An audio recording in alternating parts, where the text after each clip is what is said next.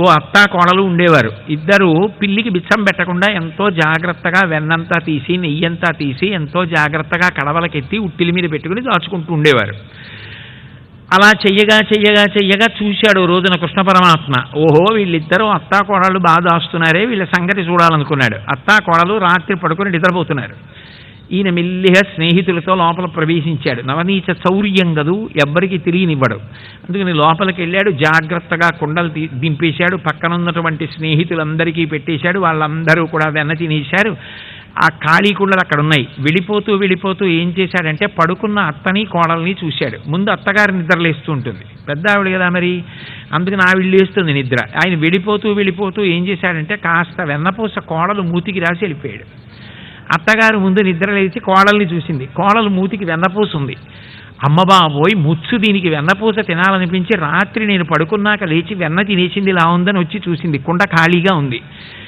ఆసి ముచ్చ, రాత్రి వెన్నంతా తినేశావా? ఏ పిల్లి మీదో పెట్టేద్దాం అనుకున్నావు? నీ మూతికున్న వెన్న నాకు తెలిసిపోయిందని అత్త కోడల్ని కొట్టింది. కోడలు అత్త మీద కక్షపట్టింది. ఇది కృష్ణుడు చేసిన లీల.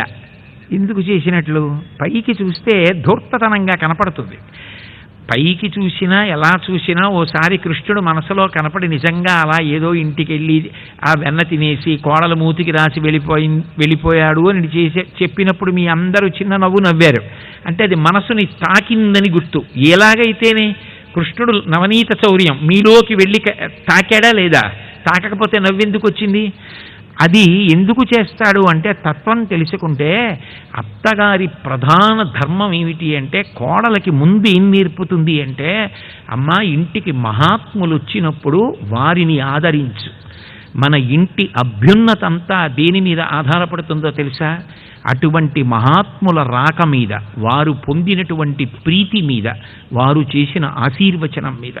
వారు వచ్చినప్పుడు గౌరవించడం, వారు వచ్చినప్పుడు ఓ గుక్కెడు మంచినీళ్ళో, ఓ గుక్కెడు పాలో, 2 పండు ముక్కలో, లేకపోతే వాళ్ళు తాగడానికి పాయసమో ఏదో ఇవ్వడం, వాళ్ళని గౌరవించడం, ఉన్నంతసేపు మర్యాదతో మాట్లాడి చక్కగా వాళ్ళు సంతోషించి వెళ్ళిపోయారనుకోండి చాలు, పరమాత్మ మహాప్రసన్నుడైపోతాడు.